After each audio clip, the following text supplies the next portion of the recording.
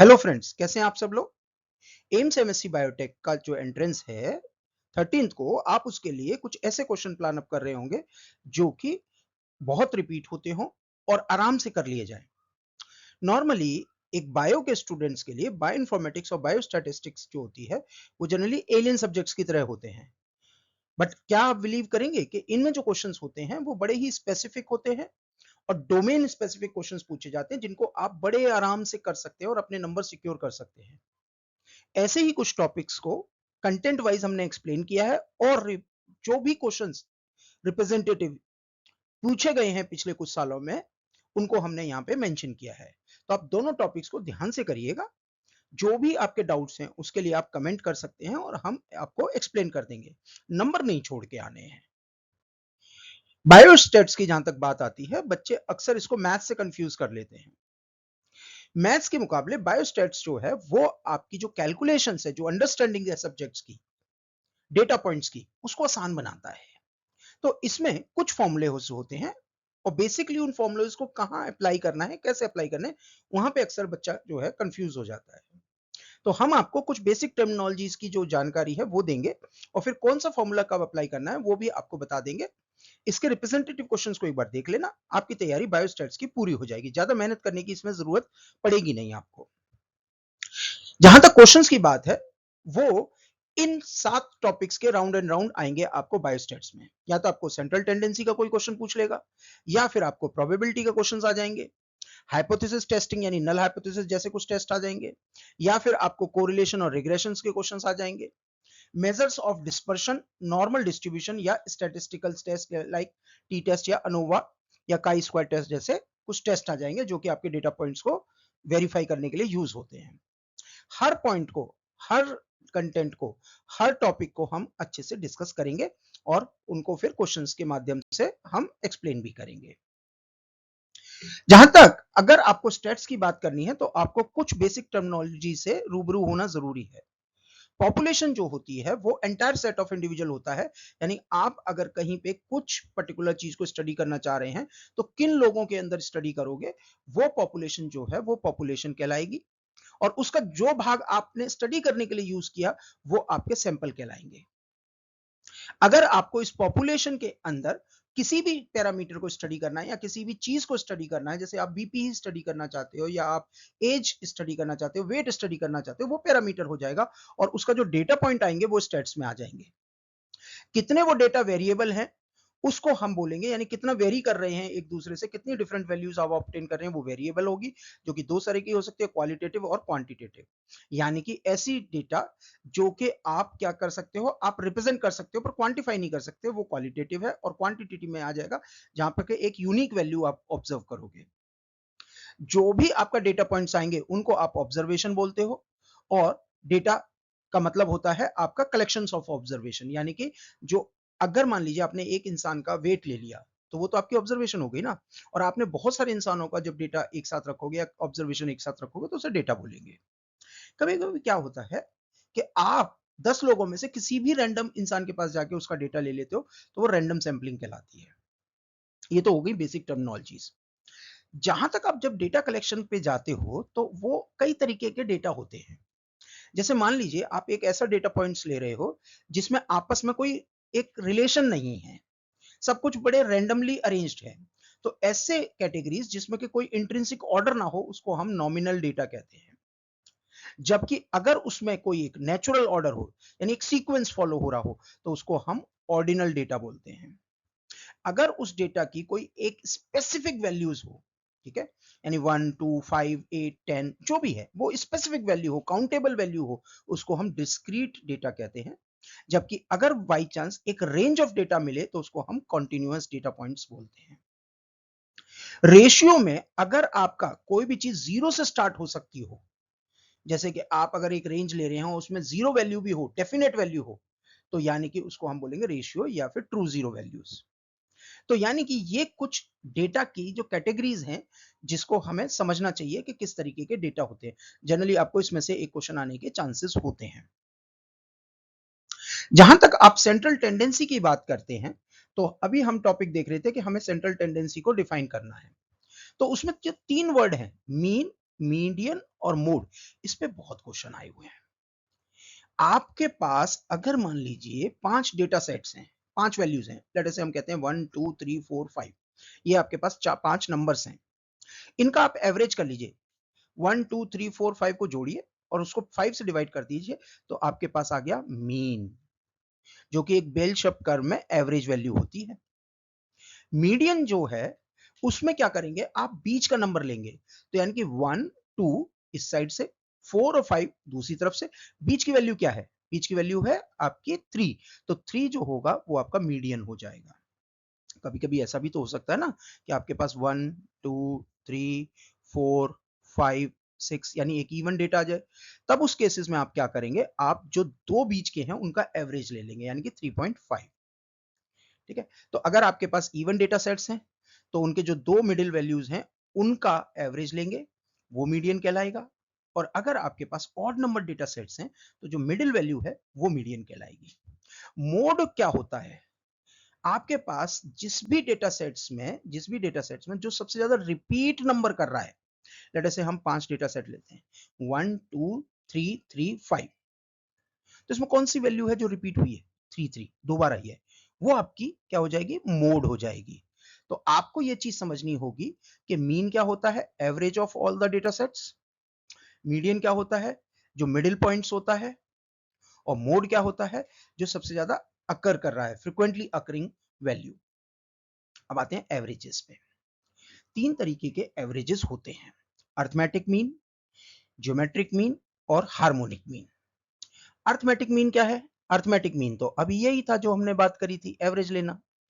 Geometric mean क्या होता है, ज्योमेट्रिक मीन में हम क्या करते हैं, बेसिकली मान लीजिए आपको दो वैल्यूज का ज्योमेट्रिक मीन निकालना है, 4 और 9 का, तो इसके लिए ज्योमेट्रिक मीन कैसे निकालेंगे, पहले तो आप इनका मल्टीप्लाई करिए, तो कितना आ जाएगा 36, और उसका अंडर रूट निकाल दीजिए, तो कितना आ जाएगा 6, that will be your geometric mean. तो ज्योमेट्रिक मीन में डेटा सेट को मल्टीप्लाई करके उसका स्क्वायर रूट निकाला जाता है, तो वो होगा आपका ज्योमेट्रिक मीन। ठीक है, बहुत सिंपल था। उसके बाद आते हैं हार्मोनिक मीन पे। हार्मोनिक मीन में लेट अस से हमें इन्हीं दो वैल्यूज का निकालना है, तो इन्हीं दो वैल्यूज के लिए पहले तो हमें रेशियो करना पड़ेगा, यानी कि 1/4 और 1/9। ठीक है जी, ये ले लिया। और हार्मोनिक मोशन में इनका रेसिप्रोकल लेंगे, तो क्या हो जाएगा फाइनली रेसिप्रोकल, 2/1/4 प्लस 1/9, यहाँ पे हम वैल्यू दे रहे हैं, देखिए फॉर्मूला भी वही है। ठीक है, और इसको अगर आप सॉल्व करेंगे तो आपका वैल्यू आ जाएगा समवेयर, अगर हम सॉल्व करें तो 72/13, और इसको रेशियो को सॉल्व कर लेना, 5.5 समथिंग आएगा, that will be your harmonic mean. Geometric mean मतलब मल्टीप्लाई करिए डेटा सेट्स को, उसका स्क्वायर रूट कर दीजिए। जबकि हार्मोनिक मीन में क्या करा आपने, एवरेज जो भी वैल्यूज थी उसका आप रेसिप्रोकल का एवरेज निकालिए और उसको रेसिप्रोकेट कर दीजिए, तो that will be your harmonic mean. हमने एग्जांपल से दे दिया। तीनों को अगर सिंपल वे में समझाएं, अर्थमेटिक मीन जो होता है it is good for simple totals, add और डिवाइड करना। ज्योमेट्रिक मीन जो होता है वो ग्रोथ रेट्स, परसेंटेज और रेशियो जब आपको निकालना होता है तब के लिए सही है। जबकि हार्मोनिक मीन जो होता है वो आपके ऐसी वैल्यूज के लिए होता है जो रेशियोज में होती है, जैसे स्पीड है रेशियो में होती है ना, डिस्टेंस बाय टाइम, या रेट्स है। ठीक है, तो जब भी हमें स्मॉलर नंबर्स को वे करना हो तो तब हमें हार्मोनिक मोशन सबसे बढ़िया होते हैं, यानी रेशियोज में कोई भी चीज होती है। ठीक है, चलो अब हम पढ़ते हैं मेजर्स ऑफ डिस्पर्शन, दूसरा टॉपिक। मेजर्स ऑफ डिस्पर्शन के लिए हमें एक वैल्यू जो है जिसके बारे में जब सबसे ज्यादा बात होती है वो होती है रेंज। आपका जो डेटा है उसकी मिनिमम वैल्यू कितनी है और मैक्सिमम वैल्यू कितनी है, कहां से कहां तक का स्प्रेड है, यानी कि छोटी से हायर वैल्यू तक। मान लीजिए आपके पास डेटा सेट है 10 से लेके 100 तक के बीच में, तो आपकी रेंज कहां से होगी, 10 से 100, that will be your range. Now comes the variance. Variance क्या होता है, it is the average of the spreaded deviation from the mean, यानी कि आपकी वैल्यूज कितनी स्प्रेड आउट कर रही हैं एवरेज से, याद रखिएगा। और इसका फॉर्मूला क्या होगा आपका, आप इसमें से क्या निकालेंगे, इसमें आप xi माइनस मीन जो भी था उसको निकाल दीजिए, यानी एक जो भी वैल्यू दे रखी है डेटा पॉइंट उसमें से माइनस करिए मीन को। ठीक है, और डिवाइड कर दीजिए n माइनस, जितने भी डेटा सेट है, मान लीजिए 10 हैं तो 9 आ जाएगा नीचे। ठीक है, तो मान लीजिए आपके पास 10 डेटा थे, 5 या तीन ही डेटा मान लेते हैं फिलहाल, कैलकुलेशन के लिए 4 और 3। तो आप पहले तो इनका मीन निकालिए, तो क्या आ जाएगा 5 4 9 3 12 यानी 6। ठीक है, डिवाइड करोगे ना 3 से, नहीं 3 से करोगे तो 12 डिवाइड बाय 3 4 आ जाएगा। तो 5 माइनस 4 का होल स्क्वायर डिवाइडेड बाय 2, और ऐसे ही 4 माइनस 4 का होल स्क्वायर डिवाइडेड बाय 2, ऐसे 3 माइनस 4 का होल स्क्वायर डिवाइड बाय 2, और इनको सम कर दीजिएगा तीनों वैल्यूज का, तो जो भी आएगा that will be your variance. Variance क्या बताता है? वेरिएंस अगर हम अपनी सिंपल भाषा में बात करें तो ये बताता है कि हम कितने स्प्रेड हैं या कितने दूर तक हम जा रहे हैं। जैसे एक एग्जांपल लें, मान लीजिए आपके फ्रेंड्स हैं और हर एक फ्रेंड्स को पॉकेट मनी मिलती है मंथली, तो हर बच्चा कहता है कि चलो अपनी पॉकेट मनी को हम डिसाइड करते हैं कि हमें कितनी मिलती है। मान लो एक बच्चे को मिल रही है 200, दूसरे बच्चे को मिल रही है 1000, आपको मिल रही है 50 रुपए, तो आप सबका वैल्यू बहुत अलग अलग है ना, तो यानी कि आपके अंदर वेरिएंस जो है बहुत हाई होगा। ठीक है, मान लीजिए सबको, किसी को 400 रुपए मिल रही है, किसी को 450 मिल रही है, किसी को 480 मिल रही है, तो उस केसेस में मोर और लेस आपके में डिफरेंस ज्यादा नहीं है, तो आपका वेरिएंस कम हो जाएगा।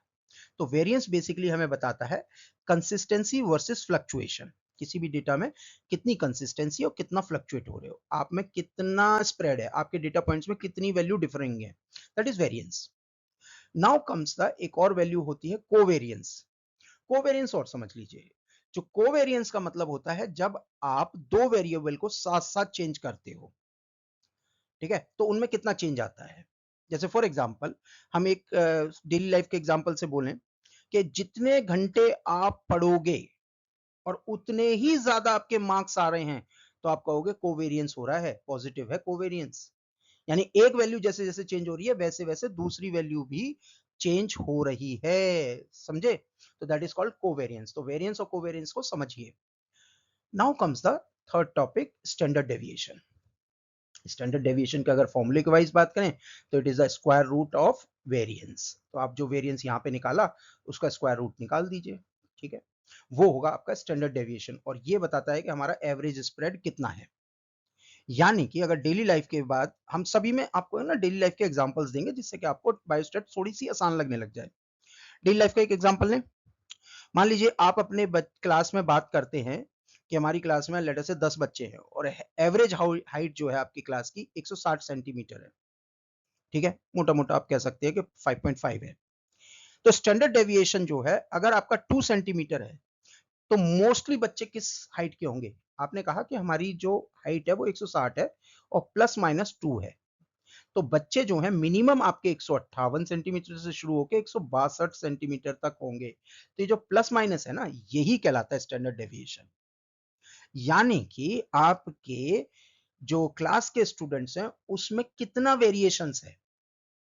अगर इसकी वैल्यू बहुत कम है प्लस माइनस की, तो इसका मतलब आपका स्टैंडर्ड डेविएशन कम है, तो इसका मतलब वेरिएशन जो है वो कम होगा, और ऐसे केसेस में ये जो कर्व है ये बहुत शार्प बनेगा, और अगर डेविएशन बहुत ज्यादा होगा तो ये कर्व बहुत फैला हुआ बनेगा।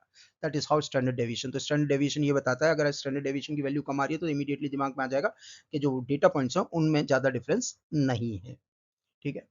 तो वेरिएंस जो होता है वो हमें क्या बता रहा है कि कितना बम्पी है रोड, कितना आप जो है अलग अलग तरीके की वैल्यूज हैं। स्टैंडर्ड डेविएशन क्या बता रहा है कि हमें रियल यूनिट्स में कि कितना वेरिएशन है। अब आते हैं एक और डेफिनेशन के लिए, इंटर क्वार्टाइल रेंज। ये spread of the middle 50% of the data, यानी कि आपका 50% जो डेटा है उससे आप कितना इधर उधर स्प्रेडेड हो, और इसके लिए अक्सर पेपर में पूछा गया है। साउथ एशियन में 2-3 क्वेश्चंस आए थे और भी दूसरे बायोटेक एग्जाम में आए हैं जिसमें कि आपसे पूछा गया है इंटर क्वार्टाइल रेंज निकालिए IQR, और उसका फॉर्मूला होता है Q3 माइनस Q1। तो Q3 की वैल्यू दे रखी होगी, Q1 की वैल्यू दे रखी होगी, और आपको निकालना होगा कि इसमें इंटर क्वार्टाइल रेंज कितनी है। कोफिशिएंट ऑफ वेरिएशंस का मतलब क्या होता है? कोफिशिएंट ऑफ वेरिएशन जो होता है वो रिलेटिव मेजर होता है कितना डिस्पर्शन हुआ, ठीक है, और इसको हम यूज करते हैं टू कंपेयर वेरिएबिलिटी कितना, ठीक है। तो इसका फॉर्मूला भी क्या होता है, एस जो है आपका स्टैंडर्ड डेविएशन था और उसको आपने डिवाइड करना है और ये फॉर्मूला आपको अप्लाई करना है। तो एक काम करते हैं, हमने जो भी इस पे लिखा है इसको हटा देते हैं जिससे कि आप अच्छे से रोक के पॉज करके आप अपने इस वीडियो को देख के इन फॉर्मूलाज को थोड़ा सा याद कर लो, बहुत आसान होते हैं, ऐसा कोई बहुत डिफिकल्ट चीज नहीं है, अगर आपको बेसिक कॉन्सेप्ट समझ में आ जाए, ठीक है ना। तो अगर आपने इसको याद कर लिया तो आपको ज्यादा क्लैरिटी आ जाएगी। स्टैटिस्टिक्स में प्रोबेबिलिटी के क्वेश्चंस जो होते हैं वो बड़े इंपॉर्टेंट होते हैं, और अक्सर आप कंफ्यूज होते हो कि आपको बेसिकली फॉर्मूला कौन सा लगाना है। फॉर्मूला तो याद हो जाता है, तो फॉर्मूला लगाना कौन सा है वो अक्सर कंफ्यूजन क्रिएट करता है। तो सबसे पहले तो ये समझिए प्रोबेबिलिटी ऑफ इन इवेंट क्या होता है। प्रोबेबिलिटी ऑफ इवेंट का मतलब होता है कि कितने परसेंट चांसेस हैं आपके किसी पर्टिकुलर इवेंट के होने के। अगर आपने किसी कॉइन को उछाला तो हेड के आने के कितने परसेंट चांस हैं? 50% चांस है, यानी 0.5 प्रोबेबिलिटी है। आजकल रेनी सीजन चल रहा है, जो मौसम विभाग है वो बोलता है 70% चांसेस हैं आपके रेन के होने के, यानी 30% हो सकता है ना भी हो। तो प्रोबेबिलिटी ऑफ रेन इज 0.7, तो वो कहलाएगा आपका प्रोबेबिलिटी ऑफ इवेंट। अब जब आपके एक से ज्यादा ऐसे इवेंट को आप डिस्कस करते हो तो आप कुछ रूल्स लगाते हो, addition rules and multiplication rules. Addition rules को का जो फॉर्मूला होता है वो होता है probability of A event, probability of B event, और दोनों के आपके एडिशन यानी यूनियन की। मान लीजिए एक एग्जांपल लेते हैं, आपको चूज करने हैं स्टूडेंट्स जो कि लाइक करते हैं क्रिकेट और फुटबॉल, यानी या तो क्रिकेट या फुटबॉल, ठीक है। अगर मान लीजिए क्लास के अंदर 40% ऐसे स्टूडेंट्स हैं जो कि क्रिकेट को पसंद करते हैं, 30% स्टूडेंट्स ऐसे हैं जो फुटबॉल को पसंद करते हैं, और 10% स्टूडेंट्स ऐसे हैं जो कि दोनों को पसंद करते हैं, तो 40 को यहां डालिए, 30 को यहां डालिए, और 10 को इधर डाल दीजिए। आप देखेंगे आपका आंसर कितना आ जाएगा, 60%। तो 60% ऐसे स्टूडेंट्स हैं जो या तो क्रिकेट को पसंद करते हैं या फिर फुटबॉल को पसंद करते हैं। That is additional rule. Multiplication rule जो है वो इंटरसेक्शन को रिप्रेजेंट कर रहा होता है, यानी कि ऐसे स्टूडेंट्स या ऐसे इवेंट्स जो कि दोनों के केसेस के लिए हैं। जैसे फॉर एग्जांपल आपको प्रोबेबिलिटी निकालनी है, एक रेड बॉल को निकालनी है एक थैले में से जो कि रेड भी हो और स्मॉल भी हो। तो मान लीजिए chances of red ball is 0.4, ठीक है। मान लीजिए रेड बॉल की प्रोबेबिलिटी कितनी है, 40%, जबकि स्मॉल बॉल को निकालने की जो है वो है 0.5%। तो अगर आप रेड और स्मॉल दोनों निकालना चाहते हैं एक साथ, तो आपको इसको क्या करना पड़ेगा, मल्टीप्लाई, जिसकी की वैल्यू कितनी आ जाएगी, 0.2%, या 0.2 यानी 20%। तो यहां पे लग जाएगा मल्टीप्लीकेशन, यानी कि एडिशन जो होता है वो और को रिप्रेजेंट करता है, मल्टीप्लीकेशन जो है एंड को रिप्रेजेंट करता है। Now comes the independent event. अगर आप दो ऐसे इवेंट की बात कर रहे हैं जिनका आपस में कोई रिलेशन ही नहीं है, एक का इवेंट का होना दूसरे इवेंट को बिल्कुल ही इन्फ्लुएंस नहीं करता, तब आप ये वाला फॉर्मूला लगाएंगे। जैसे मान लीजिए आप कॉइन को टॉस करिए और साथ में जो डाइस होती है लूडो खेलने वाली, आप उसको रोल करिए। दोनों अलग अलग इवेंट हैं। क्या tossing of a coin influence the dice पे क्या आएगा आउटकम, या फिर डाइस पे क्या आउटकम आ रहा है वो क्या टॉस करेंगे जो आप कॉइन को उसके को इन्फ्लुएंस करेगा, नहीं, बिल्कुल अलग अलग है। तो ऐसे इवेंट्स को कहते हैं हम इंडिपेंडेंट इवेंट्स। जैसे मान लीजिए आपने कॉइन को टॉस किया तो हेड और टेल आने की जो प्रोबेबिलिटी है वो कितनी है, हेड की मान लीजिए 0.5 है, जबकि आपके कोई एक गिवन नंबर डाइस पे आने का, लेट्स से 3, तो उसकी प्रोबेबिलिटी कितनी है, 1/6। तो आप 6 नंबर्स में से कोई एक प्रोबेबिलिटी होगी, आप इसे सॉल्व कर लीजिए, इसकी वैल्यू कितनी आ जाएगी, 1/12। वो हो गया आपका इंडिपेंडेंट इवेंट का solution. Now comes the complement rule. अगर हम ये बोलते हैं कि कल बारिश होने की जो संभावना है वो आपकी 70% है, तो हमने क्या बोला था, 30% ना होने की भी तो संभावना है। तो यानी कि 70% अगर नहीं होगा तो 30% जो है वो ना होने की, मान ली 70% अगर कल बारिश होगी तो 30% नहीं भी तो हो सकती। तो कॉम्प्लीमेंट रूल हमें वो प्रोबेबिलिटी बताता है जो किसी इवेंट के ना होने की हो। तो आई थिंक अब आपको प्रोबेबिलिटी जो है उसके बारे में थोड़ी सी क्लैरिटी आ गई होगी। हमने आपको थोड़ा सा एक्सप्लेन कर दिया है कि कब कब ये चीजें होंगी। Now comes the data points के डिस्ट्रीब्यूशंस। नॉर्मल डिस्ट्रीब्यूशन यानी बेल शेप कर्व जो होता है ये वाला, ये कब आता है, इसमें आप देखिए दोनों तरफ सिमेट्री है, जितना डिस्टेंस इधर है उतना ही डिस्टेंस इधर है, ठीक है। यानी स्प्रेड दोनों तरफ बराबर है, यानी mean equal to median equal to mode, तीनों बराबर हैं। नॉर्मल डिस्ट्रीब्यूशन की एक खासियत होती है, ठीक है। तो आपको एक तो ये ही क्वेश्चन बन जाएगा कि किस वाले डिस्ट्रीब्यूशन में mean equal to mode equal to आपके मीडियन। अगर इसको आप ऐसे समझे कि हाइट ऑफ द स्टूडेंट्स किसी क्लास में अगर आप देखें तो आप देखेंगे कि हाइट जो है वो एक एवरेज होती है। आप अपनी क्लास में एक काम करना, सब बच्चों को खड़े कर लेना, आप देखेंगे 5.7 5.6 इसके आसपास ही सबकी हाइट होगी। बहुत ही कम ऐसे बच्चे होंगे जिनकी 5 से कम हो, और बहुत ही कम ऐसे बच्चे होंगे जिनकी आपकी 6 से ऊपर हो। तो यानी कि एक्सट्रीम वैल्यूज जो होती हैं वो डेटा बहुत कम होता है। मोस्टली जो डेटा किसी पॉपुलेशन में वो एवरेज होता है, एंड इस तरीके की डिस्ट्रीब्यूशन को हम कहते हैं normal distribution. Now comes the binomial distribution, यानी number of success in independent Bernoulli trials. Number of success in a n independent Bernoulli trials, इसको जरा समझें जरा। मान लीजिए आपने कॉइन को टॉस किया 10 बार और आपको काउंट करना कितनी बार हेड आया। तो हर इवेंट क्या है, सक्सेस और फेलियर हो सकता है ना। हो सकता है आपने कॉइन, जो कॉइन है उसको टॉस किया, हेड आया हो सकता है फेल भी हो जाए, टॉस जो है वो कैसा आ जाए, आपका हेड ना आके टेल आ जाए। तो बाइनोमियल जो डिस्ट्रीब्यूशन हमें बताता है कितनी बार आपकी सक्सेस आई और कितनी बार आपके फेल आए। जहां तक पॉइजन डिस्ट्रीब्यूशन की बात है, these are the number of events in a fixed interval of time and space. इसको लाइन को जरा समझिए। मान लीजिए आपके पास एक शॉप है, तो उसके अंदर कितने कस्टमर आ रहे हैं एक घंटे के अंदर। आज हो सकता है आपके पास 6 कस्टमर आए हों, कल हो सकता है एक भी ना आए, या हो सकता है 2 आए या 4 आए। यानी कि आपके पास एक एवरेज नंबर कितना आ रहा है किसी भी गिवन टाइम में, उसको हम बोलते हैं पॉइजन डिस्ट्रीब्यूशंस। यानी कि आपके पास how many events are happening in a given time. ठीक है, तो वो जो वैल्यू है वो आपकी वेरी कर सकती है। अब आते हैं इनके आपके डिस्ट्रीब्यूशन को समझने का तरीका। हो सकता है आपके पास जो डेटा पॉइंट्स हैं वो बहुत कम हो। लेट अस से आपके पास एक बहुत स्मॉल सैंपल है, मान लीजिए 5 स्टूडेंट्स का ही डेटा है। तो आप ऐसे डेटा में जब मीन निकालने जाएंगे तो आप टी टेस्ट या टी डिस्ट्रीब्यूशंस करेंगे। और अगर आपके पास बहुत बड़ा डेटा है, मान लीजिए आपको ये पता करना है कि जब भी मैं लूडो खेलते हैं अक्सर हमसे होता है ना कि हम डालते हैं 6 आ जाता है, 6 आ जाता है, 6 आ जाता है। तो हमें लगता है कि हम एकदम डाइस को उठा के देखते हैं कि भाई ये जो सामने वाला है इसके बार बार 6 आ रहे हैं, कोई इसमें गड़बड़ तो नहीं है, यानी बायसनेस तो नहीं है। तो ऐसे केसेस में हम क्या करते हैं, हम बहुत बार उससे उछलवाएंगे। भाई एक बार ये नहीं, गलत हो गया, दोबारा उछालो, दोबारा उछालो। इस तरीके से हम करते हैं ना। तो काई स्क्वायर डिस्ट्रीब्यूशन इसी तरीके की चीजों को टैकल करने के लिए बना है। यानी कि अगर हमें ये पता करना डाइस फेयर है तो हम बहुत बार उस डाइस को रोल करेंगे और उसमें देखेंगे कि जो एक्सपेक्टेड काउंट है आना चाहिए वो वैसा ही आ रहा है या नहीं। यानी observed count versus expected count, जब हमारे पास बहुत सारा डेटा पॉइंट्स हो तब हम काई डिस्ट्रीब्यूशन या काई स्क्वायर डिस्ट्रीब्यूशन करते हैं। तो ये जो डिस्ट्रीब्यूशन है ये आपको बेसिक कॉन्सेप्ट आपको समझ में आने चाहिए। प्रोबेबिलिटी के फॉर्मूलेस पे आते हैं क्वेश्चन, और डिस्ट्रीब्यूशन में सिंपल क्वेश्चंस होते हैं। बायोस्टैटिक्स इतनी मुश्किल है नहीं जितना आपको लगता है। ठीक है, आगे चलते हैं। Now comes the sampling and sampling distribution.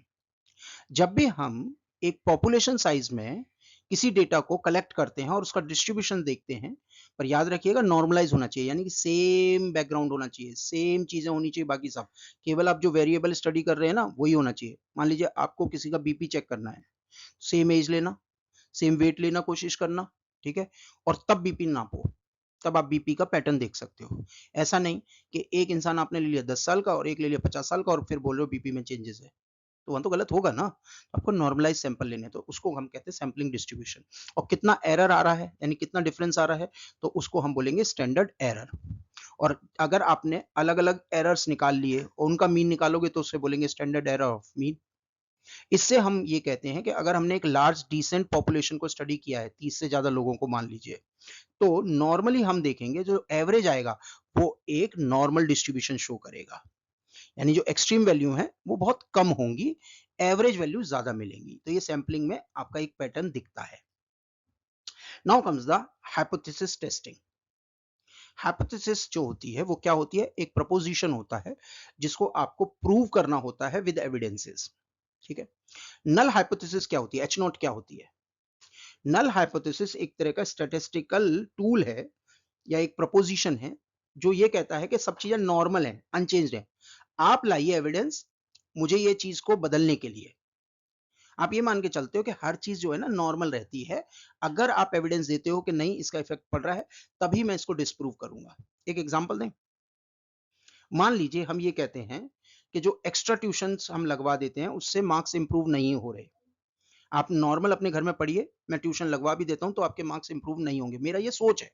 But अगर बाई चांस आपके ट्यूशन लगाने से मार्क्स बहुत इंप्रूव हो जाएं, तो फिर मैं इस हाइपोथेसिस को रिजेक्ट कर दूंगा, ये जो मेरी सोच है उसको रिजेक्ट कर दूंगा। तब तक तो मेरी यही सोच रहेगी, that is called null hypothesis. ठीक है। स्पोर्ट्स के अंदर जैसे अगर एक एग्जांपल दें कि आप जो है प्लेइंग कर, मान लो let's say you play cricket, ठीक है। तो आपको कोई, अगर आपका कोच एक टेक्निक सिखाता है और उस टेक्निक से आपको लगता है कि मुझे कोई फायदा होगा नहीं, ठीक है, you are adamant to not to use that technique, तो फिर आप क्या करोगे, आप नल हाइपोथेसिस के मोड में हो कि भाई मैं ये टेक्निक अगर यूज भी करूंगा तो मुझे कोई फायदा नहीं होगा। पर हाँ, अगर 5-6 बार आप करते हो और आपने मान लीजिए कुछ अच्छे रन बना लिए, तो फिर आप सोचने में मजबूर हो जाओगे क्यों ना मैं इस टेक्निक को यूज कर लूं। तब आप नल हाइपोथेसिस को रिजेक्ट कर रहे हो। तो यानी जो आपके दिमाग में बसा हुआ है ना, आप उसको अगर कैरी ओवर करते हो तो नल हाइपोथेसिस डिफॉल्ट क्लेम पे हो। मान लीजिए कोर्ट रूम में हो आप, ठीक है, कोर्ट से आपको सबसे अच्छे से समझ में आ जाएंगे सारी वर्ड्स। मान लीजिए आप कोर्ट रूम में हो और आप कहते हो जो भी एक्यूज्ड है, कोर्ट क्या कहता है कि चाहे 10 गुनाहगार जो हैं वो क्या हो जाएं, फ्री हो जाएं, पर एक बेगुनाह को सजा नहीं होनी चाहिए। तो हमारा कोर्ट मान के ही चलता है कि जो एक्यूज्ड आया है सामने वो इनोसेंट है। हमारी ये जिम्मेदारी है उसको प्रूव करना गिल्टी। ठीक है। अगर हम गिल्टी प्रूव करवा पाए तो नल हाइपोथेसिस रिजेक्ट हो जाएगी। नहीं तो कोर्ट का शुरुआत से मानना होता है सामने वाला खड़ा हुआ इंसान जो है इनोसेंट है। यानी कि एक प्रेपोजिशन दिमाग में है, एक दिमाग जो है कस्टमाइज्ड है कोर्ट का, कि नल हाइपोथेसिस क्या कहती है, the accused is innocent, that is null hypothesis. अब आते हैं ऑल्टरनेटिव हाइपोथेसिस पे। क्या और हो सकता है, सामने वाला खड़ा हुआ इंसान क्या हो सकता है, गिल्टी भी तो हो सकता है ना। तो नल हाइपोथेसिस का जस्ट अपोजिट होना alternative hypothesis. Now comes the test statistic and P value, जिन्हें हम एविडेंसेस बोलते हैं। तो जो टेस्ट स्टैटिस्टिक्स है और पी वैल्यू है, ये दोनों ही क्या होते हैं, ये एविडेंसेस होते हैं जो कि विटनेसेस और डेटा से आते हैं। तो अगर डेटा से आ रहा है तो टेस्ट स्टैटिस्टिक, और अगर जो इंसान कर रहा है, जो ऑब्जर्व कर रहा है, तो उससे आ रहा है तो उसे पी वैल्यू बोलते हैं। अब आप कोर्ट में क्या करोगे, जो वकील हैं वो एविडेंस दे रहे हैं, यानी कि आपके टेस्ट स्टैटिस्टिक्स और पी वैल्यूज दे रहे हैं, राइट। अगर इनकी वैल्यू एक सर्टेन लिमिट से ज्यादा हो जाए तो आप क्या कहोगे, आप कहोगे कि जो इंसान है सामने वाला, मान लीजिए आपका जो वकील है उसने बोल दिया, उसने इतने एनफ ऑफ एविडेंसेस दे दिए जिससे कि सामने दिख रहा है कि सामने वाले ने किसी का मर्डर किया है, तो आप क्या करोगे, अपनी नल हाइपोथेसिस को रिजेक्ट करोगे ना। आप तो ये मान के चले थे इनोसेंट है, आपको उसे रिजेक्ट करना पड़ेगा। तो वो कब आप वकील की बातों से सहमत होगा जज, जब उसके एविडेंस एक सर्टेन लिमिट को क्रॉस करेंगे, राइट। तो यानी डिसीजन जो है वो वैल्यू पे वेरी करता है। जब आपकी पी वैल्यू ग्रेटर देन 0.05 हो जाएगी, तब आप कहोगे कि ये गिल्टी है। और अगर नहीं है इस वैल्यू से ज्यादा, पी वैल्यू मतलब वो रेंज जिसके ऊपर आप जो है अपनी नल हाइपोथेसिस को रिजेक्ट कर दोगे, और वो वैल्यू जिससे नीचे अगर आपके डेटा पॉइंट्स आ रहे हैं या रिजल्ट आ रहा है या एविडेंस आ रहे हैं, तो आप अपनी नल हाइपोथेसिस को सस्टेन करोगे। तो अगर पी वैल्यू अल्फा से ज्यादा आती है तो आप नल हाइपोथेसिस रिजेक्ट कर दोगे, और अगर इसकी वैल्यू इस गिवन वैल्यू से कम आती है तो आप अपनी नल हाइपोथेसिस को रखोगे, यानी you will fail to reject null hypothesis. अब आते हैं एरर। जब आप, अब इसमें आप देख रहे हैं एक चीज कि यानी कि देयर इज एवरी चांसेस, हर चीज किस पर टिकी है, पी वैल्यू पे। अगर पी वैल्यू सही है तो आप हो सकता है उसको रिजेक्ट कर दो, नल हाइपोथेसिस, यानी कि उसको इनोसेंस को बोल दो गिल्टी है। और आप कभी कभी हो सकता है कि आप बोल दो नहीं वो क्या है, आपका इनोसेंट है। इसके लिए वैसे तो यहाँ पे ये चीज का डिस्कशन का बनता नहीं है, बट जब एग्जाम खत्म हो जाए ना तो एक मूवी देखना, बासु चटर्जी की है शायद, एक रुका हुआ फैसला। बहुत आर्ट टाइप की मूवी है, but you will understand court room में किस तरह की बायसनेस होती है, वहां पे कैसे ये चीज आप समझोगे। बहुत अच्छी मूवी है, आप देखिएगा, ठीक है। चलो आते हैं बैक टू द वर्क। अब इसका मतलब हमारी गलती की गुंजाइश है, और वो गलतियां कैसी हो सकती हैं, दो तरीके के एरर हो सकते हैं, टाइप 1 एरर और टाइप 2 एरर। कोर्ट के हिसाब से ही चलें। अगर आप एक इनोसेंट इंसान को पनिश कर देते हैं तो आप टाइप 1 एरर हैं। इसका मतलब you wrongly rejected null hypothesis जबकि वो सही थी। यानी आपकी जो सोच थी वो सही थी, पर आपने प्रेशर में आके उसको रिजेक्ट कर दिया। तो इस तरीके के एरर को कहते हैं टाइप 1 एरर। और अगर आप मान लीजिए किसी गिल्टी को फ्री कर देते हैं, पहले केस में आपने क्या करा, इनोसेंट को गिल्टी करवा दिया, दूसरे केस में किसी गिल्टी को आपने फ्री कर दिया, तो उसको बोलेंगे हम टाइप 2 एरर। यानी you fail to reject null hypothesis, आप अपनी सोच बदल ही नहीं पाए जबकि वो गलत थी। ठीक है, now comes the power of test, the ability of the test to catch the guilty person, that means correctly reject करना नल हाइपोथेसिस को जबकि वो गलत थी। तो यानी पावर ऑफ टेस्ट क्या होता है, आपको करेक्ट डेटा लेकर आना, उसको कहते हैं हमें, यानी कि कैसे हम गिल्टी पर्सन को पकड़ें, उसको बोलते हैं पावर ऑफ टेस्ट। ठीक है, तो आपको आई थिंक ये हाइपोथेसिस वगैरह समझ में आ गई होगी। अगर आपको कॉन्सेप्ट समझ में आ गया तो आप क्वेश्चन को समझ के उसके आंसर कर सकते हैं। नल हाइपोथेसिस को अच्छे से समझ के जाइएगा क्योंकि इस पे क्वेश्चंस आते हैं। Now comes the confidence interval and correlation and regression. इस पे क्वेश्चन आने की गुंजाइश थोड़ी सी कम होती है, पर फिर भी एक बार समझ लेते हैं। जो कॉन्फिडेंस इंटरवल होता है, यानी कि आपके जो डेटा पॉइंट्स हैं वो कितने क्लोज टू ट्रू वैल्यूज हैं, कितने कॉन्फिडेंटली आप कह सकते हैं कि मेरा डेटा सही है। अल्टीमेटली कहने का पर्पज ये है, वो होता है कॉन्फिडेंस इंटरवल। जबकि आपका कोरिलेशन एंड रिग्रेशन का मतलब होता है दो वैल्यूज में कितना आपका स्ट्रेंथ ऑफ क्लोजनेस है। और आप अगर रिग्रेशन कर रहे हैं तो आपको एक चीज देखनी होगी, मान लीजिए आप एक स्ट्रेट लाइन कर्व खींच रहे हैं और आपके वैल्यूज जो हैं वो इस तरह ऐसे आए हैं, तो आप देख रहे हो ना कि सारे के सारे वैल्यू जो डेटा पॉइंट्स है वो आपकी मीडियन लाइन पे हैं। यानी ऐसे केसेस में आर स्क्वायर या रिग्रेशन कोफिशिएंट की वैल्यू जो हो जाएगी वो कितनी हो जाएगी, 1 के बराबर। और अगर आपका ये मिडिल पॉइंट से डेटा पॉइंट्स जो हैं वो बिल्कुल अलग अलग, तो आपको एक एवरेज तो खींच रहे हो पर आपके जो वैल्यूज हैं वो इस मीडियन लाइन से अलग अलग हैं, तो आपकी आर स्क्वायर की वैल्यू जो है अवे फ्रॉम द 1 हो जाएगी। तो बेसिकली रिग्रेशन हमें ये बताता है कि जो आपका मीडियन एवरेज है उससे आप कितने क्लोज हो। ठीक है, तो उसे आप आर स्क्वायर वैल्यू से निकाल सकते हो। जनरली ये ग्राफ्स वगैरह निकालने के लिए यूज होते हैं। Now comes the chi square test and बाकी के कुछ वैल्यूज। अगर हम बात करें काई स्क्वायर टेस्ट की, तो जैसा कि हमने पहले भी डिस्कस किया था कि काई स्क्वायर टेस्ट जो होता है वो जनरली गुडनेस ऑफ फिट के लिए होता है, यानी कि जब आपकी वैल्यू एक पर्टिकुलर नंबर से ज्यादा हो, लार्ज सैंपल्स में अगर आपको ये पता करना हो कि सिग्निफिकेंट डिफरेंस बिटवीन हम क्या एक्सपेक्ट कर रहे हैं और क्या हमको मिल रहा है, जब भी आपको ये चीज करनी हो तो आप क्या यूज करोगे, काई स्क्वायर टेस्ट। ठीक है, तो अगर आपने काई स्क्वायर टेस्ट एक बार कर लिया तो आपको पता चल जाएगा कि एक्सपेक्टेशन वर्सेस रियलिटी, उसके बीच में आप चेक कर लोगे, यानी कि आना कितना चाहिए था और आ कितना रहा है। जब भी आपको इस तरीके की स्टडी करनी हो तो आप कर सकते हो काई स्क्वायर टेस्ट से, बस याद रखना सैंपल ज्यादा होनी चाहिए।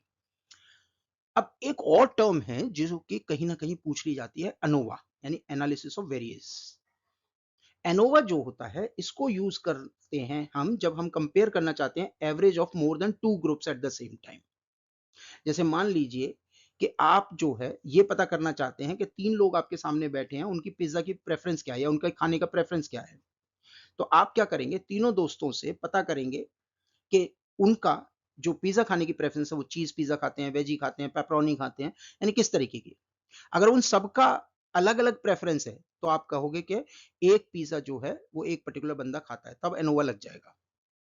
यानी अलग अलग डेटा सेट्स में आपको अगर कोरिलेशन देखना है, आपको ये देखना है कि सही वैल्यू आ रही है नहीं। मान लो तीनों ही बोल देते हैं नहीं जी ऐसा तो कोई प्रेफरेंस नहीं है, तब आप ये कहोगे ये जो है कोई सिग्निफिकेंट डिफरेंस नहीं था, हो सकता है ये बायसनेस हो, आज उस बंदे का ये पसंद है कल को ना भी पसंद हो। तो एनोवा जो होता है जब दो तीन डेटा सेट्स में कंपेयर करना होता है और एक यूनिक आंसर निकालना होता है तब एनोवा लगता है। ठीक है, तो आपके डेली लाइफ मेथड में आपके अनोवा जो है ये बताता है कि कौन सी स्टडी जो है वो रियली वर्क बेटर करती है दूसरे के मुकाबले। ये एक्चुअली अनोवा का काम है। ठीक है, तो काई स्क्वायर और अनोवा हो गए। अब कुछ कुछ टर्म्स हैं, बायसनेस मतलब कि आप कितने एक पर्टिकुलर चीज से, कितने एक पर्टिकुलर चीज के लिए क्या हो, आप उसकी तरफ जाते हो, that is called biasness. Biasness तो आप बड़े आराम से कर लेंगे। प्रिसीजन और एक्यूरेसी को जरा समझ लीजिए। प्रिसीजन और एक्यूरेसी क्या होता है, मान लीजिए मैं ये कहता हूं कि आपको यहीं पर आपका डार्ट गेम में यहीं पे आपका जो है वो डार्ट आना चाहिए, तो अगर आपका डार्ट यहीं आ जाता है तो आप क्या हो, एक्यूरेट हो। बट अगर आपका डार्ट एक यहां आ गया, दूसरा भी यहीं आया, तीसरा भी यहीं आया, यानी आप एक्यूरेट तो नहीं हो बट आप प्रिसाइज हो, आप रिप्रोड्यूसिबल हो, जहां मार रहे हो वहीं पे मार रहे हो, तो दैट इज कॉल्ड प्रिसीजन। ठीक है, बाकी के random error, systematic error, random error मतलब unpredictable variation, systematic error consistent, यानी कि जो भी आप कर रहे हो वो वेरिएशन तो है बट कंसिस्टेंट है, आप रिप्रोड्यूसिबल हो, ठीक है। तो ये कुछ टर्म्स थी जो बायोस्टैट्स में काम आती हैं। कुछ क्वेश्चंस हम आपके साथ डिस्कस करेंगे, आप क्वेश्चंस को देखिएगा, ठीक है, और एक बार इसको आप कवर अप कर लीजिएगा। बायोइन्फॉर्मेटिक्स की जहां तक बात है, तो बायोइन्फॉर्मेटिक्स के क्वेश्चन तो और स्पेसिफिक होते हैं। यहाँ पे तो ज्यादा दिमाग लगाने की जरूरत ही नहीं है, आपको कुछ वैल्यूज, कुछ टेबल्स याद कर लो, आपके क्वेश्चन सॉल्व हो जाएंगे, ठीक है ना। तो एक बार देख लें। बायोलॉजिकल डेटाबेसिस पे क्वेश्चन आएंगे, ब्लास्ट पूछा जाएगा, ब्लास्ट के क्या सिग्निफिकेंस है ये पता होना चाहिए, इवन फुल फॉर्म पता होनी चाहिए। सीक्वेंस अलाइनमेंट के टूल क्या हैं वो यहाँ पर लिखे हुए हैं, जीनोमिक्स और प्रोटियोमिक्स होती क्या है, और स्ट्रक्चरल बायोइन्फॉर्मेटिक्स में हम क्या क्या करते हैं।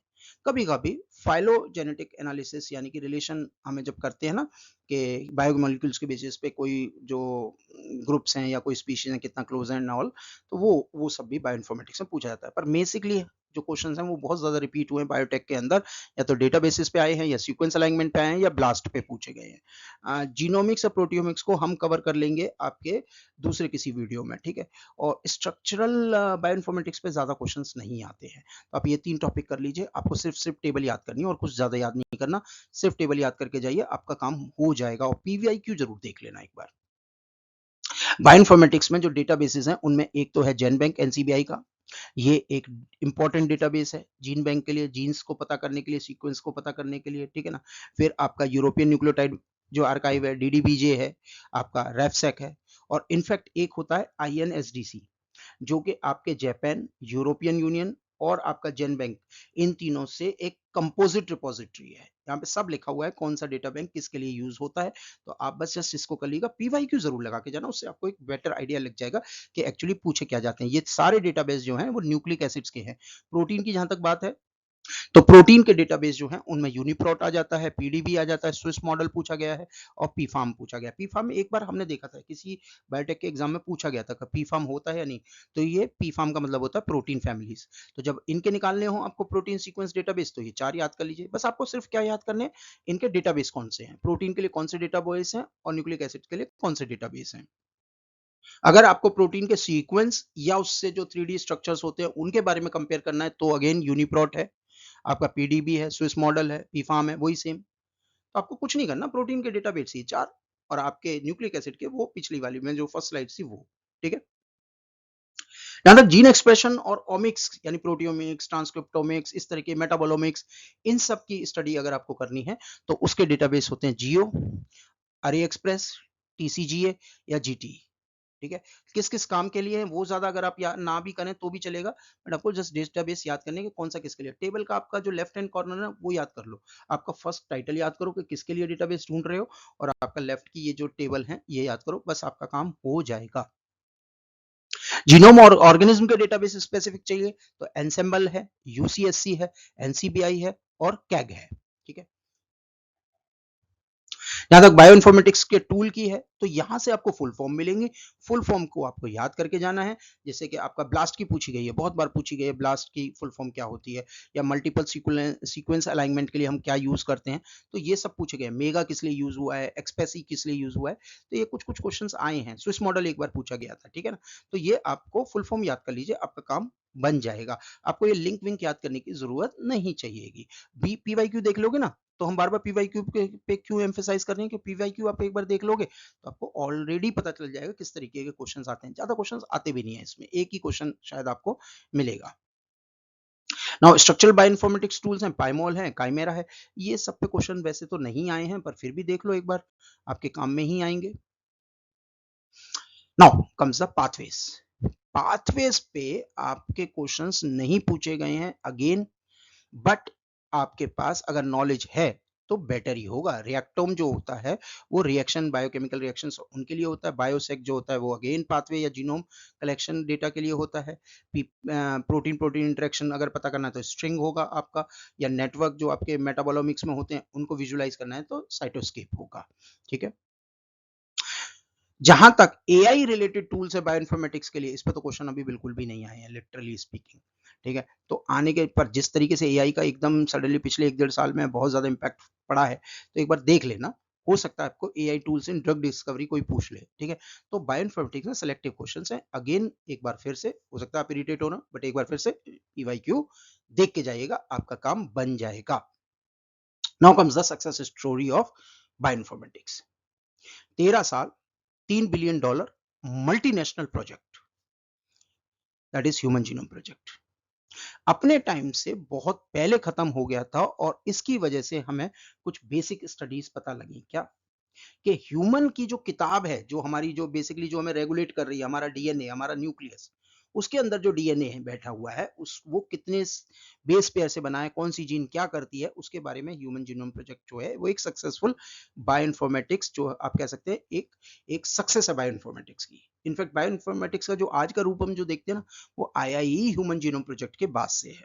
आज हमें पता है कौन सी जीन क्या करती है, बेसिकली कितने हमारे बेस पेयर्स हैं, इसमें कितना जंक डीएनए, कितनी हमारी जीन्स हैं, कितना हम एक्सपेक्ट कर रहे थे जीन्स को, जिस हिसाब से प्रोटीन हम जानते हैं, कितने क्रोमोसोम्स हैं और हर क्रोमोसोम्स का क्या क्या काम है।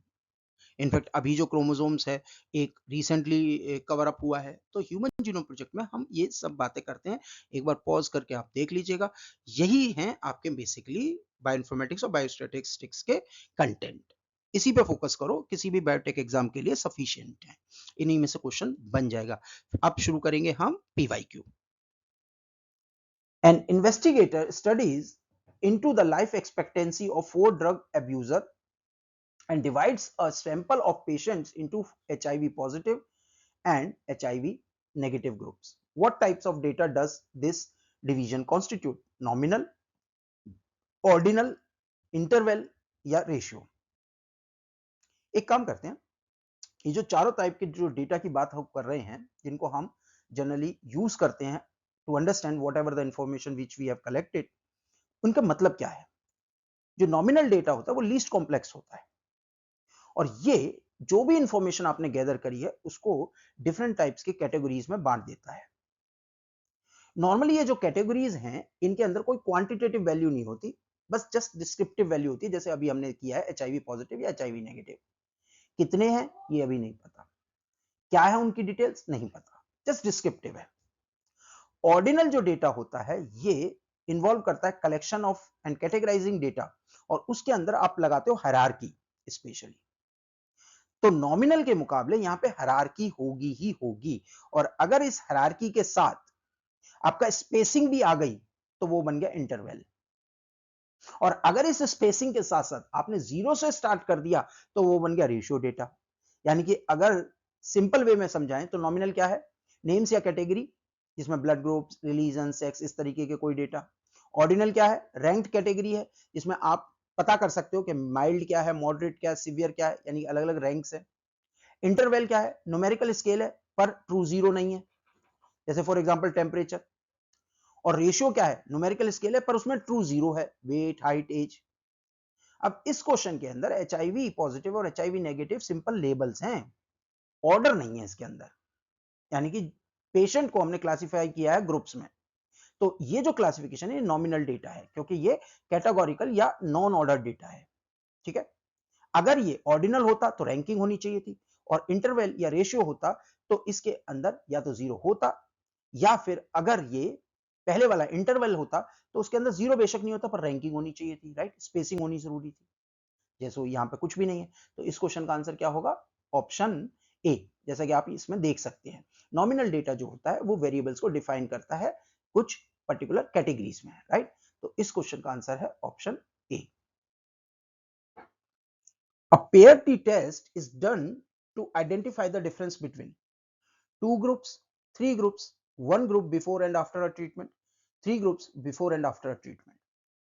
देखिए जो पेयर टी टेस्ट है it is used when the same object are measured twice before and after of treatment. जैसे सपोज करिए आपको किसी बीपी निकालना है 10 पेशेंट का, before taking a drug and after taking a drug, तो तब आप पेयर टी टेस्ट यूज करेंगे।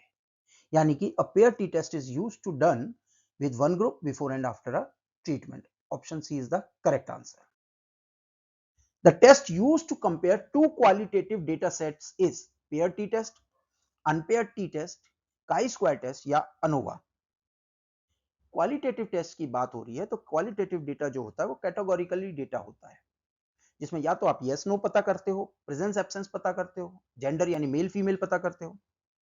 यानी बेसिकली आप क्वांटिटेटिव नहीं हो, जो काई स्क्वायर टेस्ट है वो स्पेसिफिकली इसी काम के लिए यूज होता है, कैटेगोरिकल क्वालिटेटिव डेटा जैसे काउंट्स है, फ्रीक्वेंसी है, प्रोपोर्शंस है, उनके बीच में एसोसिएशन, डिफरेंसेस, ये पता करने के लिए।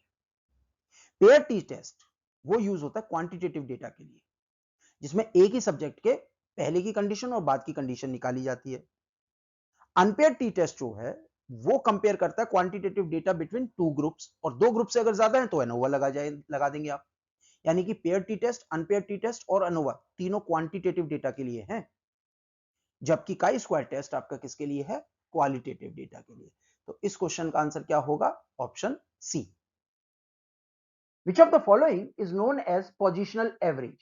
Mean deviation, standard deviations, median or mean? देखिए जो मीडियन होता है it is often called as positional average.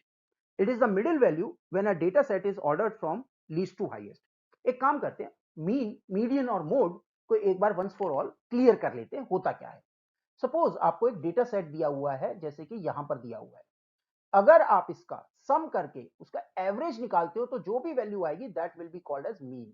तो mean is an average value of data set. Median क्या होता है? अगर इसी डेटा को आप इंक्रीजिंग ऑर्डर में अरेंज कर लीजिए और जो मिडिल पॉइंट्स हैं उनका जो एवरेज अगर आप निकालते हैं तो that will be called as positional average या फिर मीडियन। मोड क्या होता है? अगर इस डेटा सेट में वो वैल्यू जो बहुत बार रिपीट करती है, फॉर एग्जांपल इस डेटा सेट में 3 जो है वो रिपीट करता है, तो मोड हो जाएगा आपका 3। So here the option C would be the correct answer, that median is often referred as positional average, जबकि mean जो है एवरेज होता है, mode is the most frequent repeatable value होती है। Okay? Which one of the following is a central tendency? Standard deviation, median, range या median deviation? देखिए central tendency को जो मेजर करने का जो तरीका है वो एक्चुअली क्या है? मीडियन। स्टैंडर्ड डेविएशन मेजर करता है स्प्रेड को, जबकि रेंज मेजर करता है स्प्रेड को अगेन, और मीडियन डेविएशन क्या करता है? वो भी स्प्रेड को मेजर करता है। जो टेंडेंसी है, सेंट्रल टेंडेंसी, वो करता है मीडियन, जैसा कि अभी हमने एग्जांपल में भी देखा। तो इस क्वेश्चन का आंसर क्या होगा? Median. Which statistical method is best suitable for testing the goodness of fit? जब भी goodness of fit आ जाए तो इसका सीधा सा मतलब है आपका आंसर होने वाला है chi square test. Chi square test होता क्या है? अगर हम सिंपल वर्ड्स में बात करें तो काई स्क्वायर टेस्ट जो होता है वो असेस करता है कि जो आपका फ्रीक्वेंसी डिस्ट्रीब्यूशन है, ऑब्जर्व आप जो कर रहे हो, क्या वो स्टैंडर्ड फ्रीक्वेंसी या एक्सपेक्टेड फ्रीक्वेंसी डिस्ट्रीब्यूशन से मैच कर रहा है या फिर कितना डिफरेंट हो रखा है। यानी कि एक डेटा जो आपका आ रहा है और एक एक्सपेक्टेड है, उनमें कितना डिफरेंसेस है, कितना सिमिलरिटी है, कितना कोइंसाइड कर रहे हैं, कितना एक दूसरे से अलग हैं। ये जब कॉन्सेप्ट हमें देखना होता है तो हम यूज करते हैं आपके काई स्क्वायर टेस्ट को। Option B is the correct answer. Which of the following is a continuous variable? Blood group, weight, religion या सेक्स? देखिए जो कॉन्टिन्यूस वेरिएबल्स होते हैं वो क्या होते हैं? कॉन्टिन्यूस वेरिएबल जो हैं वो एक रेंज को कवर करते हैं, जिसके अंदर फ्रैक्शंस भी आ सकते हैं, डेसिमल्स भी आ सकते हैं। जैसे फॉर एग्जांपल वेट, वेट में आप क्या है? वेट में आपकी वैल्यू क्या 65 हो सकती है तो 65.5 हो सकती है ना। क्या आपको ये जो फ्रैक्शंस हैं ये क्या ब्लड ग्रुप में दिखेंगे, रिलीजन में दिखेंगे, सेक्स में दिखेंगे? नहीं। तो ब्लड ग्रुप, रिलीजन और सेक्स जो हैं वो कैटेगोरिकल या नॉमिनल वेरिएबल्स हैं, जैसा अभी हमने डिस्कस किया था। उनमें आपको फ्रैक्शंस या डेसिबल यानी पूरी कंप्लीट रेंज नहीं दिखाई देगी, वेट में दिख जाएगी। यानी वेट क्या है? आपका एक कॉन्टिन्यूस वेरिएबल है, जिसमें आपको डेसिबल, फ्रैक्शन सब कुछ दिख जाएगा। तो इस क्वेश्चन का आंसर क्या होगा? Option B. When two coins are tossed together, then probability of getting no tail is 0, half, 1/4 या 1। देखिए जब भी probability of getting no tail, जब दो कॉइन एक साथ उछाले जाते हैं तो क्या क्या आपके आउटकम्स हो सकते हैं? हो सकता है दोनों में क्या आ जाए? हेड आ जाए। हो सकता है एक में हेड एक में टेल। हो सकता है पहले में टेल दूसरे में हेड, और या फिर दोनों में टेल। अब वो क्या कह रहा है? Probability of getting no tail. Tail तो इसमें आ गया, इसमें भी आ गया, इसमें भी आ गया। यानी out of 4 outcomes only 1 is having total heads, tail नहीं है। तो यानी कि the probability of getting no tail when two coins are tossed together is option C, that is 1/4। When the distribution of data is skewed, one should really use mean, mode, median या none of these। पहले mean mode median, इसको हमने कई biotech के exam में discuss किया है, ये one of the favourite question है, इसको जरा समझ लीजिए। मोड क्या होता है? जो वैल्यू सबसे ज्यादा आपके डेटा सेट में रिपीट हुई है वो क्या है? मोड। मीडियन क्या होता है? आपके जो भी नंबर हैं उनको एक सीक्वेंस में रखने के बाद जो मिडिल की वैल्यू होती है उसको मीडियन बोलते हैं। मान लीजिए आपके पास 9 वैल्यूज हैं, तो आपकी जो फिफ्थ नंबर पे वैल्यू होगी वो आपकी मीडियन हो गई। और मीन क्या है? वो सबका एवरेज, राइट? तो जो स्क्यूड डिस्ट्रीब्यूशन है उसकी बेस्ट मेजर क्या है?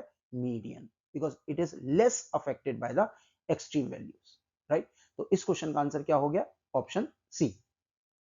In animals, the inability to make the pigment melanin results in albinism, okay, which is a recessive condition, okay. Two unaffected parents who have decided to have 3 children have a first child that has albinism. याद रखिएगा कि जो parents थे वो unaffected थे, right? जबकि जो बच्चा है उसके अंदर डिजीज हुई है। इसका सीधा सा मतलब है दैट पेरेंट्स आर कैरियर, ठीक है? अगर कैरियर है तो उनका जीनोटाइप कैसा होगा? उनका जीनोटाइप होगा ऐसा। So that one of the child will have the genotype of capital A unaffected, then two आपको कैसे मिलेंगे? heterozygous, ये भी unaffected, but one of the child will have what?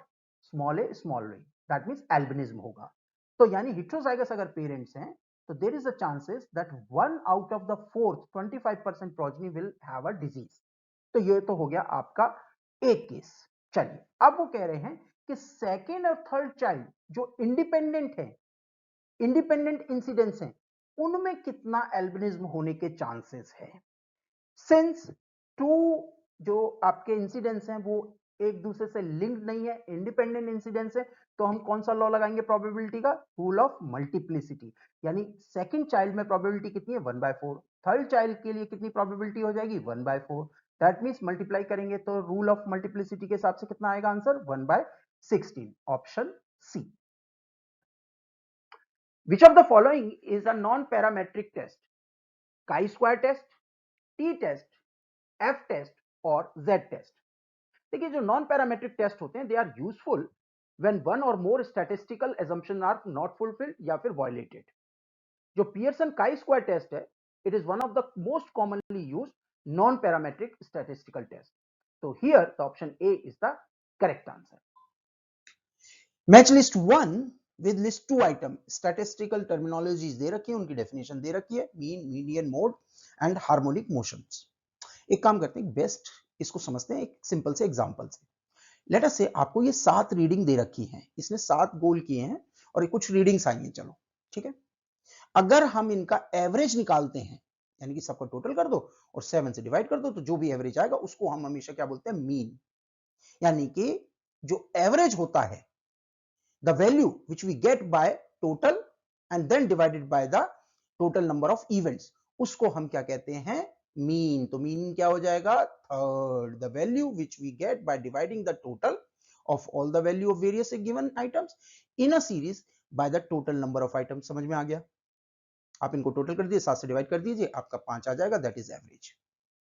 Mode क्या होता है? इनमें जो भी टर्म सबसे ज्यादा फ्रिक्वेंटली रिपीट हुई है, यानी कि यहां पे देखिए 1 एक ही बार आया, 3 एक ही बार आया, 4 एक ही बार आया, पर 6 2 बार आ गया, यानी जो भी टर्म सबसे ज्यादा फ्रिक्वेंटली रिपीट होती है उसको हम मोड कहते हैं। दैट मीन्स मोड क्या हो गया?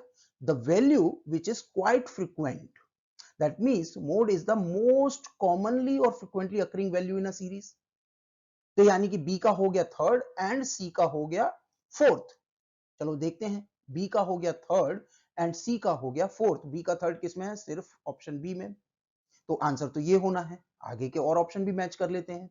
मीडियन क्या होता है? मीडियन होता है मिडिल वैल्यू। आप देखिए 7 है ना आइटम, तो 3 इधर हटा दीजिए, 3 इधर हटा दीजिए, मिडिल वैल्यू क्या आई? 6। दैट मीन्स अगर इंक्रीजिंग ऑर्डर में इन वैल्यूज को लिख दिया जाए और उसमें जो बीच में जो वैल्यू होगी, जो एक तरह से मिरर इमेज की तरह काम कर रही है, एक्सिस बना रही है, उसको हम कहेंगे मीडियन। तो that means the value of the middle item of a series when it is arranged in ascending और डिसेंडिंग ऑर्डर ऑफ मैग्नीट्यूड, ये होता है आपका मीडियन। एंड जो रेसिप्रोकल ऑफ द एवरेज होता है वो कहलाता है हार्मोनिक मीन, राइट? तो डी का हो जाएगा आपका 1, ए का 2, राइट, बी का 3, राइट, सी का 4, राइट, and D का 1. That means option B is the correct answer.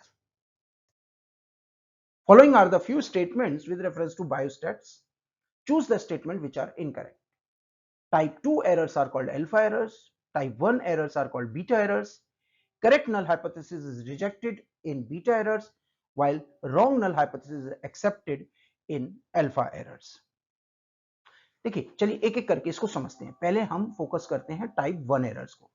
Type 1 errors को हम अल्फा एरर्स बोलते हैं, जबकि टाइप 2 एरर्स को हम बीटा एरर्स बोलते हैं. यानी स्टेटमेंट ए भी गलत है और स्टेटमेंट बी भी गलत है. पहले हम इनको एक जर्नल लैंग्वेज में समझने की कोशिश करते हैं कि इनका मतलब क्या है. Then the rest two statements we can see upon it. देखिए, टाइप 1 जो एरर्स होते हैं ना, जो कि हमारे अल्फा एरर्स हैं, इनको फॉल्स पॉजिटिव भी बोला जाता है. इनका मतलब ये है कि अगर कोई डेटा पॉइंट जो कि एक्चुअली करेक्ट है बट बाय मिस्टेक हम उसको रिजेक्ट कर देते हैं, तो वो कहलाएगा टाइप 1 एरर. जबकि टाइप 2 एरर्स यानी कि बीटा एरर्स में क्या होगा कि कोई डेटा पॉइंट हमें बाद में पता चलता है कि वो गलत था, बट हमने उसको मिस्टेक करके हमने उसको एक्सेप्ट कर लिया, तो वो हो जाएगा आपका टाइप 2 एरर यानी बीटा एरर्स. अब जरा इस स्टेटमेंट्स को देखते हैं. अगर हम टाइप 1 एरर की बात करें यानी अल्फा एरर्स की बात करें, तो wrong null hypothesis is accepted. No, it is rejected. क्या था, हमने क्या बोला था? फॉल्स पॉजिटिव क्या होते हैं? Which are mistaken rejection of null hypothesis that is actually true. जबकि as for as false negative की बात करें तो it is a failure to reject a null hypothesis which is actually false. यानी कि यहां पर हम क्या करते हैं, वी फेल कर जाते हैं रिजेक्ट करने के लिए. It is actually accepted. तो इसका मतलब स्टेटमेंट ए भी गलत है, स्टेटमेंट बी भी गलत है, स्टेटमेंट सी भी गलत है और डी भी गलत है. चारों ही गलत हैं. That means option C is the correct answer. Given below are the two statements. Okay, statement 1 कहता है precision refers to the closeness of various measurements for the same quantity. और statement 2 क्या कहता है? Accuracy is the agreement of the obtained value with the known of the true value of the quantity. एक काम करते हैं, इसको simple way में समझते हैं. पहले तो स्टेटमेंट्स को ढंग से पढ़ लीजिएगा जो हमने दे रखे हैं. इसको आपने वो डार्ट गेम देखा है जिसमें हम निशाना लगाते हैं बीच में सेंटर में, समथिंग लाइक दैट, आर्चरीज में एंड ऑल दैट. आप मान लीजिए एक आर्चर हो, है ना, या डार्ट फेंकने वाले हो. आपके मैक्सिमम डार्ट जो हैं वो सेंटर में लग रहे हैं, पास पास पास पास. यानी कि आपका जो मेथड है आर्चरी का वो रिप्रोड्यूसिबल है. इसको बोलते हैं प्रिसीजन. पर सपोज करिए मेरी आस्क थी कि आपको यहां पर लगाना था, यहां पे डार्ट मारना था. आपने एक डार्ट यहां पर मार दिया, बाकी के सब आपके इस जगह पे आ रहे हैं, तो आप प्रिसाइज ज्यादा हो बजाय एक्यूरेट के. बट अगर आप सारे उस जो नोन वैल्यू है उसी पे लगाते हो, तो आप एक्यूरेट भी हो और प्रिसाइज भी हो. तो एक्यूरेसी का मतलब है जो आपकी रेफरेंस वैल्यू है, ट्रू वैल्यू है, वहां पर आपको वैल्यू तक अपनी को लेके जाना हो. प्रिसाइज का मतलब है आप कितने रिप्रोड्यूसिबल हो, आप बार बार जो एक्शन कर रहे हो उसमें कितना मिनिमम जो है डिफरेंस आ रहा है. तो आप जरा स्टेटमेंट 1 और स्टेटमेंट 2 को जरा समझना इस बैकड्रॉप में. Precision refers to the closeness of various measurement for the same quantity. ये सही तो है. Precision means repeatability, reproducibility. आप बार बार मेजरमेंट ले रहे हो जो कि बहुत आसपास आ रही हैं. एक्यूरेसी जो होता है, it is the agreement of the obtained value with the known of the true value. ये भी सही है. Accuracy means closeness to the true value, reference value. आप ये आपके लिए ट्रू वैल्यू थी, आपसे ये कहा गया था यहां पे लाना है. तो यानी कि ये स्टेटमेंट 1 भी ठीक है, स्टेटमेंट 2 भी ठीक है. आप जब पीएचडी शुरू करोगे तो आपसे आपके जो गाइड हैं वो चाहेंगे आप प्रिसाइज हो. एक्यूरेट ना भी हो कोई दिक्कत नहीं है, प्रिसाइज होना जरूरी है.